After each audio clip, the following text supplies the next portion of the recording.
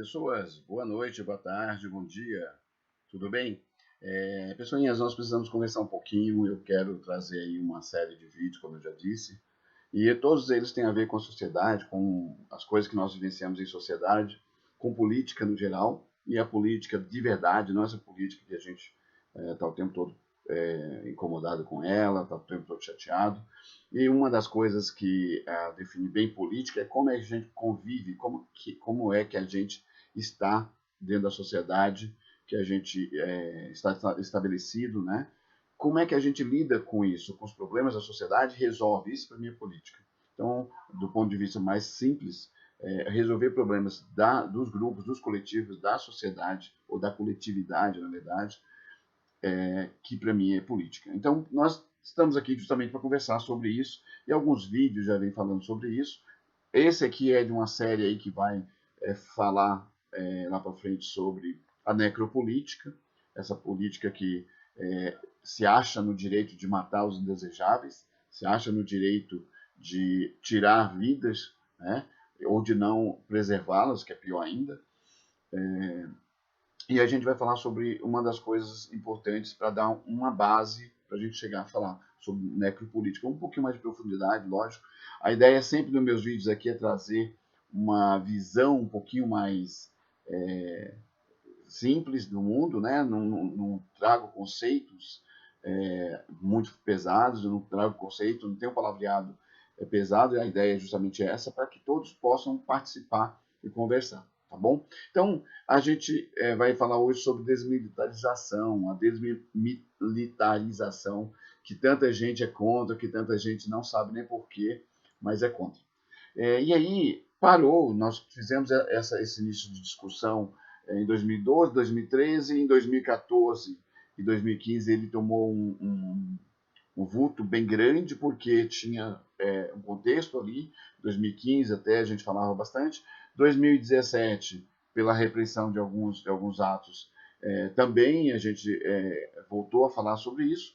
E 2018, 2019 meio que foi ficando esquecido. 2018 um pouco por causa da reação à candidatura bolsonarista e ao bolsonarista como um todo, que a maioria é armamentista. Então a gente vai voltar, bater esse papo aqui, tentar reavivar. E por quê? Que a maioria das pessoas não entendem que a gente fala de desmilitarização, quem é que ganha com isso e quem é que perde. Então a gente vai falar um pouquinho sobre isso. Esse tema eu dividi em 4 vídeos para ficarem menores, e esses vídeos eles são baseados numa cartilha criada pelo pessoal de um coletivo que fala sobre desmilitarização, né? Composto por policiais, composto por pessoas da sociedade, por sociólogos e assim por diante. No fim de cada slide vocês vão ver lá o link para a cartilha, mas se vocês quiserem, me procurem nas redes sociais que eu vou passar. Tá bom? Vou deixar também no YouTube, provavelmente, que é onde eu vou subir o vídeo, e aí a gente vai conversando, tudo bem? Então vamos lá. A primeira pergunta é por que a gente fala de desmilitarizar? E aí a gente precisa saber por quê. Eu queria trazer um trecho aí de uma música que é cantada pelo BOP do Rio de Janeiro. E aí por que é essa música do BOP do Rio de Janeiro? Porque ela é uma das claras interpretações das polícias de qual é o seu dever, né? Então, na cabeça do policial que entra para uma equipe como o BOP, como o VAEP aqui, provavelmente no São Paulo, e outros tantos BOPs aí pelo Brasil, porque tem BOPs em vários outros estados. Essa música transmite o que eles querem fazer, qual que é a missão deles. Mas eu quero que vocês prestem muita atenção. Mesmo que a gente fale, mas é uma música ali de exercício, é uma música que eles cantam como hino, que não tem nenhum peso, mas tem sim. Vamos lá, ó. Vamos juntos, tá? Eu vou fazer minha interpretação, vocês concordem ou não, depois vocês podem debater isso aí, tá bom? Vocês não precisam concordar. Homem de Preto, qual é a sua missão? Então, policial do BOP, o policial de elite, qual é a sua missão? É invadir favela e deixar corpo no chão. E não é mentira, isso é a verdade deles, e eles seguem isso à risca, né? Se perguntar de onde vem e qual é a minha missão, traga a morte, o desespero e a total destruição. Ou seja, a polícia deveria ser um instrumento de paz, uma polícia deveria ser um instrumento de coesão, né? Social, ou seja, de junção, de aproximação das pessoas, ela aqui está dizendo que a ideia dela principal é matar, deixar as pessoas desesperadas e destruir totalmente, né? O interrogatório, aí ele fala da política que eles usam no dia a dia. Isso aqui estava na Tropa de Elite, vocês podem ver por aí, nos exercícios que são filmados no BOPE, que tem lá essa musiquinha eles cantando, tá bom? O interrogatório é muito fácil de fazer, pega o favelado e dá porrada até doer. O interrogatório é muito fácil de fazer, pega o bandido e dá porrada até matar, né? O interrogatório é muito fácil de acabar. Pega o bandido e dá porrada até matar. A gente está falando aqui de uma música que é cantada, assistida, é vista constantemente, mas ninguém questiona isso.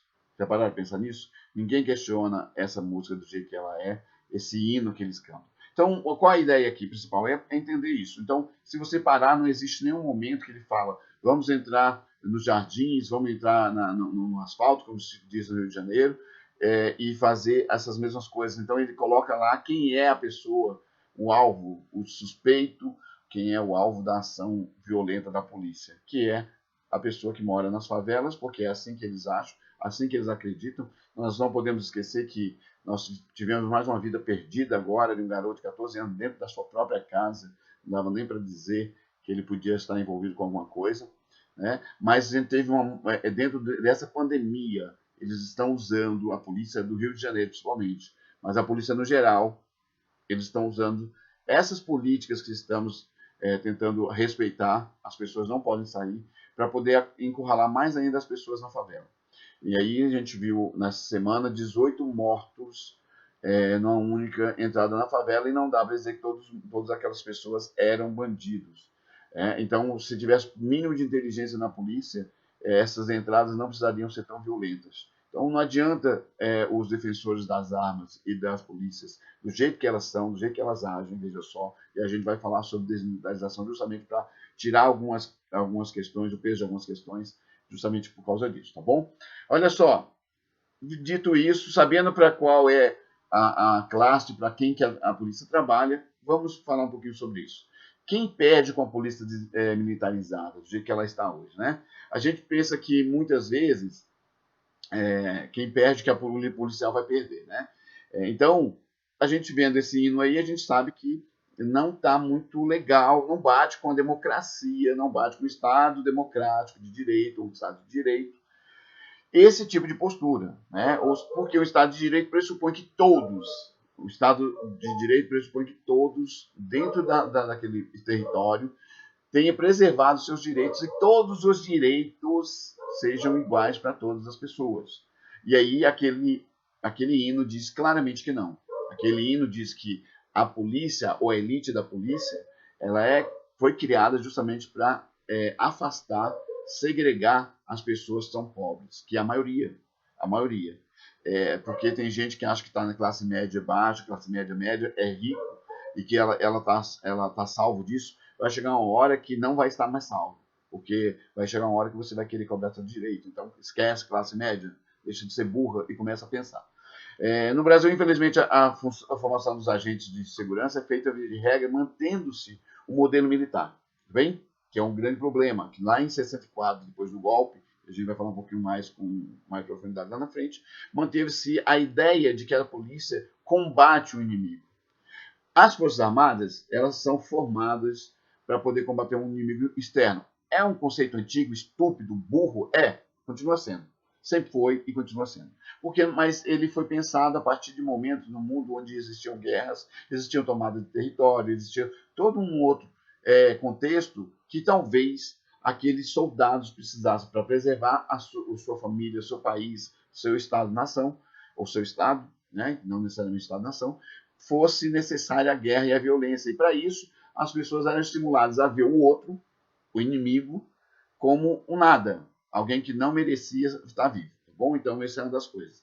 E aí eu quero que vocês guardem isso aí, porque a gente vai falar de necropolítica lá na frente, e aí vai aprofundar bastante nesse conceito, tá? Então, quem é o inimigo da polícia, afinal de contas? Se ele está olhando internamente as polícias militares, principalmente, mas a polícia civil, as guardas metropolitanas também, que foram militarizadas, praticamente, né? A polícia civil não, mas a guarda metropolitana e as outras polícias municipais e tal, foram totalmente militarizadas.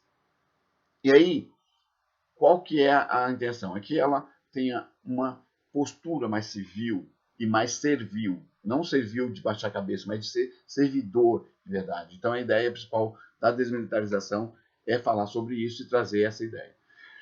Aí a gente vai se perguntar, né? Isso aqui teve uma pesquisa e a gente vai falar lá na frente sobre ela, mas uma pesquisa que traz alguns nomes e alguns dados que são muito bons que a gente sabe ter nas mãos.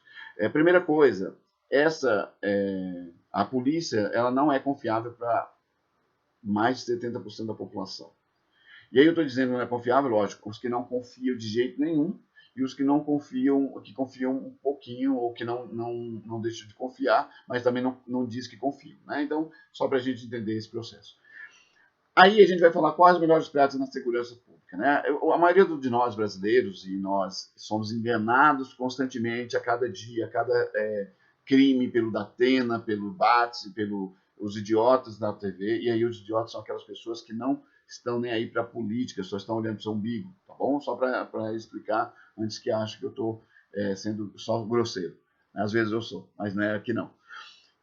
Acha que tem que ter mais polícia, que o Estado tem que ser mais repressor, e essa repressão eles nunca falam lá no bairro deles, eles querem lá na periferia. E esse é o grande problema aqui que a gente precisa discutir para não continuar sendo mortos e sendo desrespeitados os nossos direitos, porque essa mídia que está aí nos impõe esse tipo de coisa. Né? Então a maioria das pessoas acha que ter mais polícia resolve bastante as coisas. Só que cada vez mais, a cada dia nos últimos anos, nós temos visto o efetivo de polícias crescer. E quanto mais os efetivos policiais crescem, mais a violência cresce. Se a gente parar a pensar, pega os concursos aí que foram feitos nos 15, 20 últimos anos, você encheu as polícias de policiais e, ao mesmo tempo, você teve um crescimento, talvez diminuído pela proibição lá das armas lá no início dos anos 2000, mas esse crescimento continuou sendo grande. Então, você tem um crescimento menor em relação aos anos anteriores, mas ele continuou sendo grande pela sociedade democrática e civilizada que nós devemos ser, tá bom? Então, aqui a gente vai usar os dados nesse vídeo aqui e nos próximos vídeos, todos os dados nós estamos usando baseado no que trouxe o Anuário Brasileiro de Segurança Pública de 2014. Provavelmente 2020, 2021 deve sair alguns dados com mais precisão, e aí a gente vai ter uma média talvez menor, porque caiu agora em 2019, né, 2018 e 2019, caiu um pouco a quantidade de violência ou de mortes violentas, tá bom? Qual que é a ideia principal em termos de segurança pública? Se a gente só pensa no Estado a partir da violência da policial, nós esquecemos que tem outras coisas que o Estado não faz, né? A gente precisa pensar numa outra forma de segurança pública. Tem vários países que experimentaram isso já há décadas, que está funcionando, mesmo com as suas polícias existindo nas ruas, né? Mas não mais aquela coisa ostensiva de ir atrás do crime ao invés de estar lá para prevenir o crime, tá bom? Então, a gente precisa pensar nessa questão principal aí, que tem matado pessoas pobres, negras normalmente, tem aprisionado pessoas pobres e negras principalmente, e que é uma ideia de conflito social, né? E aí isso também vai se expandir, essa violência, para os lutadores sociais, os ativistas de direitos humanos, os ativistas ecológicos. Então, a gente precisa começar pensar sobre isso, tá? Os ativistas ambientais aí. Que a nossa sociedade, o que ela tem, né? O que ela tem pensado, o que ela tem discutido? A gente não discute, né? Esse é o problema. Mas aí, ainda que essa seja a questão relacionada a um modelo de sociedade que extrapola qualquer ação, essa ideia de ter uma polícia melhor, uma polícia um pouco mais comedida, uma sociedade mais justa, não é o nosso caso. Mas mesmo que extrapole isso aí, não podemos permitir que a violência do Estado seja a regra do policiamento. A principal base da desmilitarização está aqui, tá? É que isso não seja uma regra do policiamento. E aí a gente vai pensar um pouquinho mais sobre como é que funciona, ou como é que vai funcionar a ideia da polícia dentro de uma situação onde que a gente precisa saber, o que a gente precisa saber da polícia, que a gente precisa entender, né? A ação da formação militar vinculadas às Forças Armadas, que a gente já começou falando lá, quando implementadas na segurança pública, constrói a noção de um inimigo interno. É aquilo que a gente tem que matar, tem que negar direitos e transformar em animal, né? E aí a letalidade policial chegou a matar em 2014, né? Até 2014, quando foi pensado isso aqui, 11 mil pessoas em 5 anos. Mas a gente mata mais por ano, as nossas polícias matam mais por ano do que toda a polícia, nossa polícia paulista, né? Só para você ter ideia da comparação. Polícia paulista só, por ano, mata muito mais do que a polícia dos Estados Unidos inteiro, todos os Estados Unidos, os 340 milhões, 330 milhões de pessoas lá, a polícia americana inteira, gerindo todo esse estado, mata menos em 5 anos do que em um ano aqui em São Paulo, só para vocês terem ideia. Então, a violência policial, então, ela é comum, né? E aí a gente vê cada dia mais. Aí as perguntas que a gente tem que fazer. Quantas vezes nós vemos isso? De pessoas serem humilhadas, levarem tapa na cara. A gente vê na rua, a gente vê na mídia, mas a gente vê com menos frequência, talvez, em alguns bairros, mas em outros o tempo todo. Né? Esse é o problema aqui. E aí, quantas vezes a gente não está vendo no noticiário e vê a quantidade de pessoas mortas pela polícia? Né? A gente também tem que parar para pensar nisso. Outros, como o garoto agora, o João Pedro, mas como o Lucas, como outros garotos aqui em São Paulo, agora há um mês atrás, que foram retirados da porta da sua casa, foram sequestrados e foi assassinado por policiais dentro de uma sociedade que não deveria mais permitir isso, tudo bem? Então, essas abordagens onde mata e some, como Amarildo e como vários outros, Amarildo foi um momento onde estávamos em ebulição e trouxemos isso para a sociedade. E aí muitos de nós já presenciou isso, né? E talvez quem está ouvindo provavelmente já passou por isso, alguns já passaram por isso, por uma situação onde você é agredido, né? E aí a gente precisa pensar por que a polícia faz isso, quem que é o público-alvo, né? Então a gente precisa pensar exatamente lá naquela musiquinha do Bob, favela, né? E aí matar pessoas, espancar e aquela coisa toda da musiquinha, vai direto realmente para as periferias.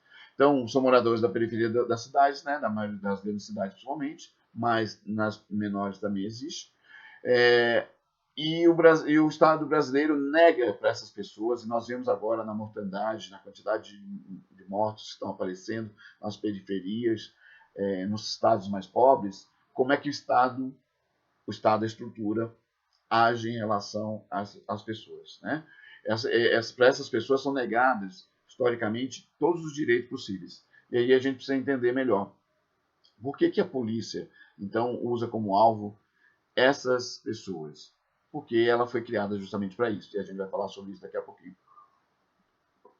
Então, enquanto não tem a educação, a saúde, a moradia digna, o saneamento, o lazer, a cultura, naquelas regiões periféricas, a violência ali tende a predominar, porque o Estado paralelo, que são os bandidos, eles vão tomar conta. Os milicianos, que são os vagabundos que muitas vezes saem da polícia para poder ganhar dinheiro e extorquir pessoas, são pessoas assim. Criam um Estado paralelo, o Estado não oferece condições e os direitos reais que as pessoas têm, os direitos sociais que elas têm, e elas acabam se submetendo a um outro Estado. Então elas pagam imposto para o Estado e pagam para poder viver para o miliciano e para o traficante muitas vezes. Né?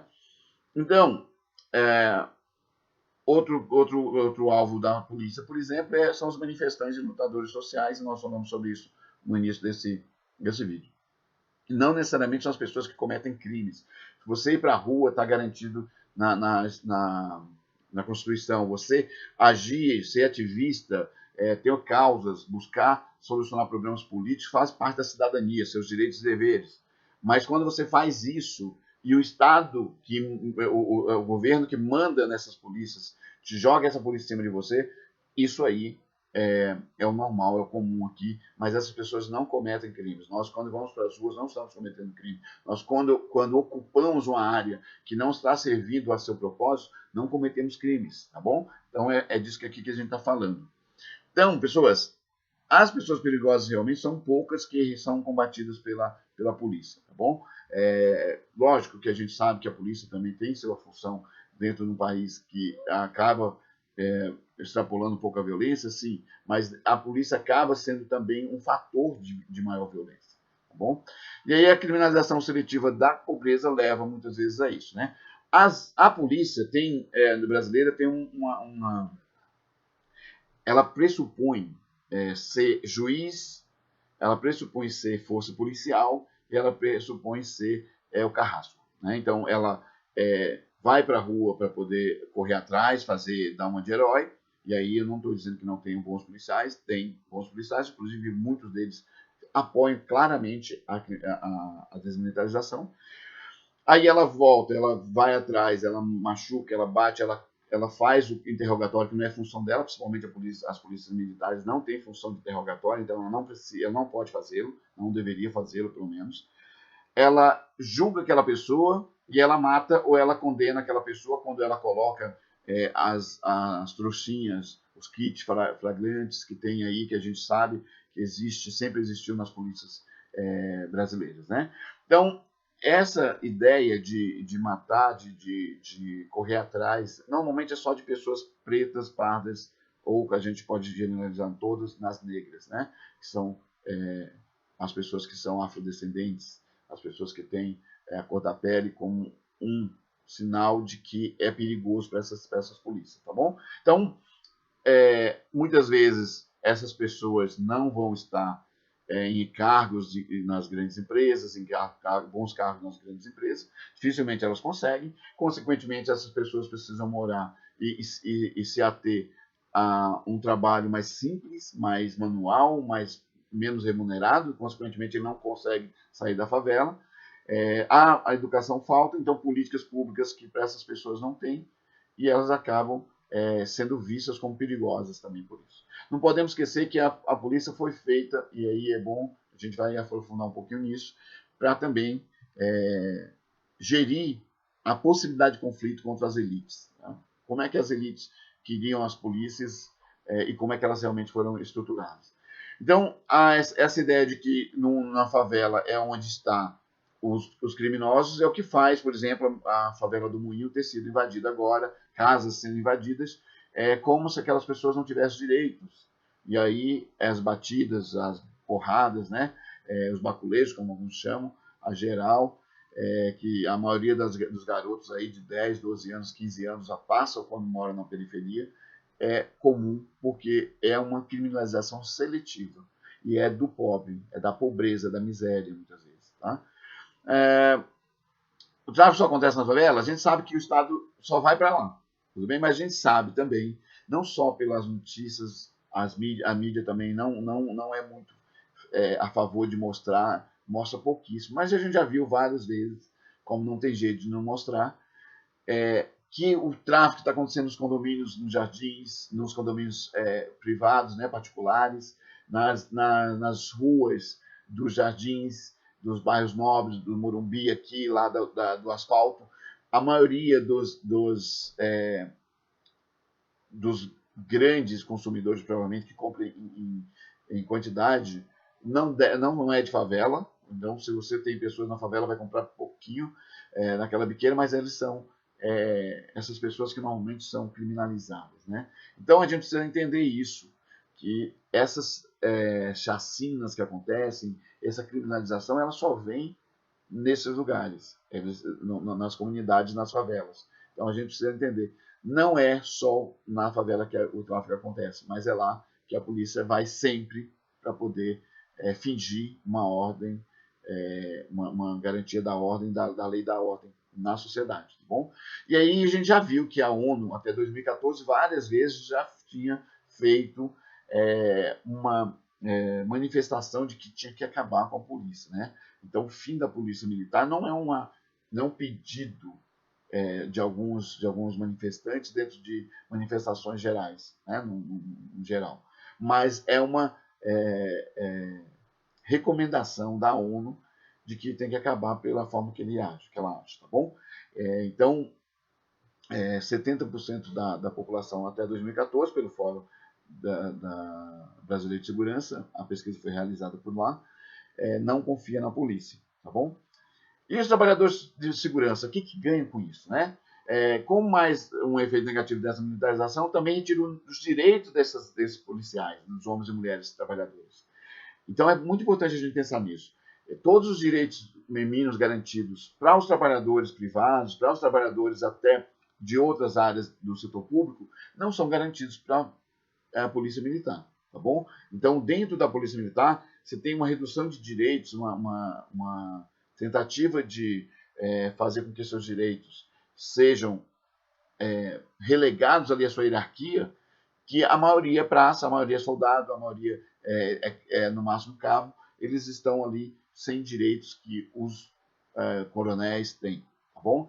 A denúncia de assédio moral, por exemplo, eles não podem fazer porque muitas vezes eles são colocados de castigo.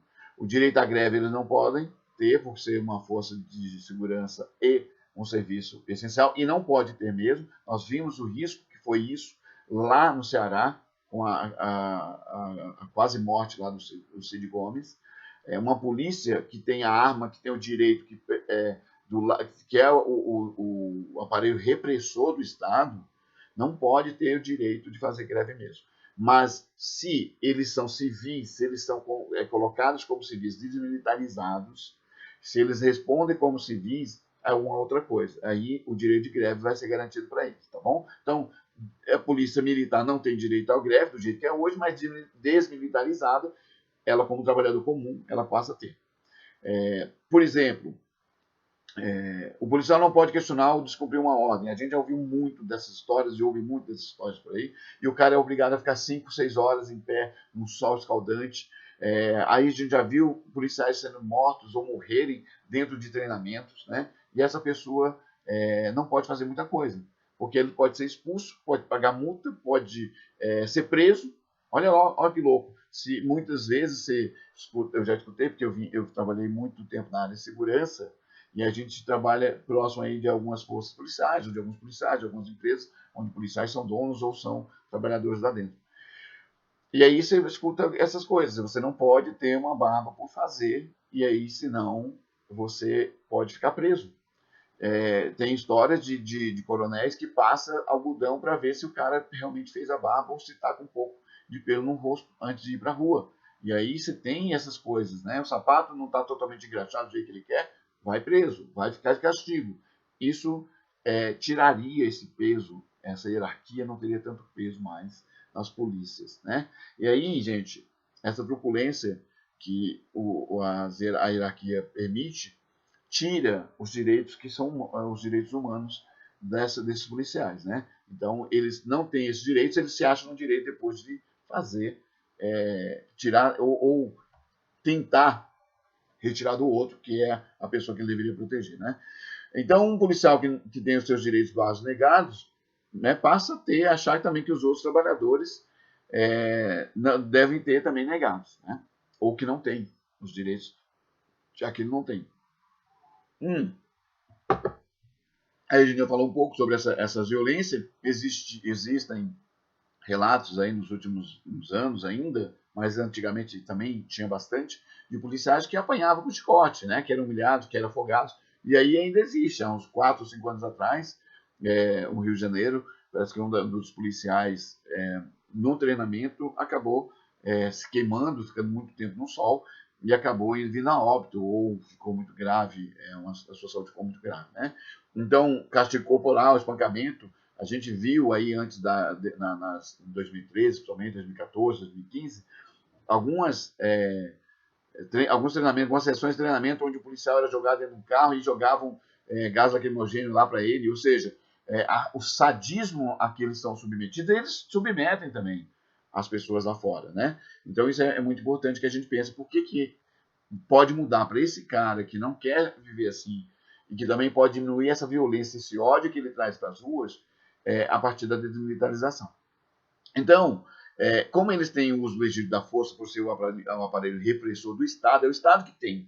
Mas quem é a ferramenta que o Estado usa são pessoas pobres, normalmente a maioria deles negros, que são policiais e que têm uma arma na mão. Então, eles acabam oferecendo medo, né?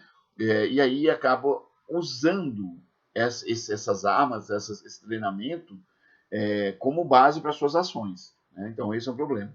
Então, muito mais. A carga horária que eles são submetidos e muitas vezes a necessidade de fazer bico por causa do salário, que não é lá grande coisa na maioria do país. Poucos policiais, poucos estados pagam relativamente bem, 5 mil, 6 mil reais, se não me engano, Brasília e talvez em algum outro estado, mas a maioria ganha 3 mil, um policial padrão, né, o soldado, 3 mil, 3.200 reais, até 3.500 talvez seja aí a média no Brasil, né, e com salários menores ainda. Isso é uma das coisas que faz com que essas pessoas acabem se submetendo.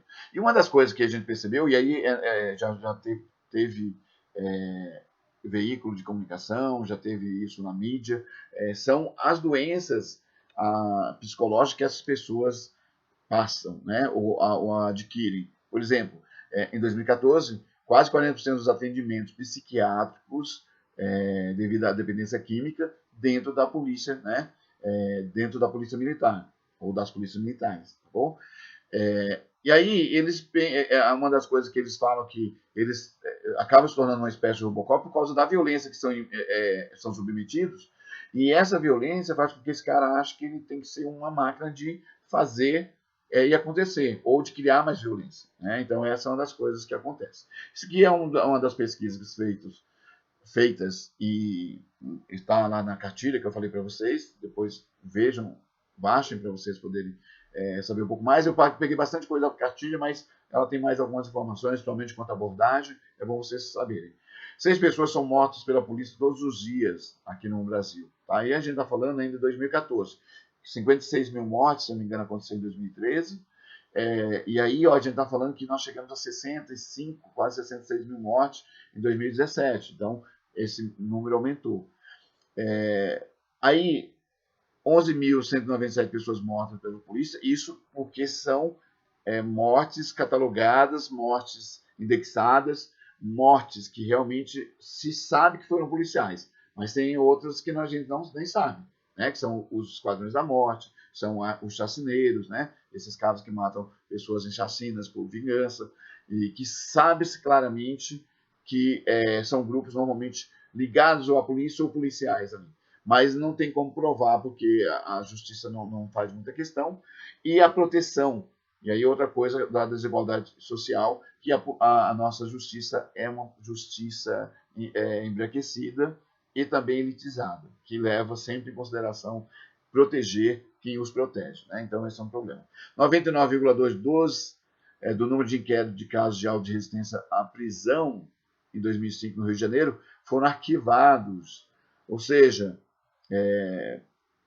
desde 2005, todas as mortes que a polícia cometia, todos os crimes cometidos pela polícia, crimes de morte, eram arquivados 99,2%, quando ele somente tinha escrito auto de resistência, ou ele usava o auto de resistência à prisão, que era como se as pessoas reagissem sempre quando a polícia chegasse para prendê-los. E aí, ó, nem 1% sequer foi investigado sequer, se foi punido sequer, né? Não foi punido nem foi investigado, que é pior ainda. Nos últimos 2 casos de chacina, e aí a gente está falando lá em 2014, 2013, 2014, 37 pessoas foram mortas, né? Em Manaus, em Barueri e Osasco, 18 pessoas. E aí que se sabe, a gente está falando de chacinas, mas com o direcionamento muito claro para serem grupo de policiais, até pelo próprio modus operandi, tá bom? Então, na época, eram essas as evidências que levavam até a mídia mesmo, trouxe essas desconfianças. 70% dos brasileiros não confiam na polícia, 63% se declaram insatisfeitos com a sua atuação. Ou seja, a polícia que devia servir não serve a ninguém. Essa é uma das verdades que a gente precisa discutir, levar a sério e pensar como vamos fazer para mudar isso, tá bom? Aqui tem o link que eu falei para vocês, mas eu vou fazer os próximos outros vídeos, tentar reduzi-los um pouco mais, porque agora a gente já deu essa introdução, e a ideia é que a gente possa fazer essas discussões em vários vídeos, tudo bem? Pessoas, eu vejo vocês nos próximos, tragam aí suas dúvidas, venham discutir, não sejam pessoas que não atuam na sua sociedade, né, no seu meio, não sejam pessoas que estão aí só para ver a vida passar. Tentem ser pessoas que tragam para a própria vida coisas novas, coisas boas para a própria sociedade. Então, tragam suas dúvidas, façam seus questionamentos sem medo de perder, tá? Sem medo de fazer as coisas certas, tá bom? A gente se vê, vamos nos falando.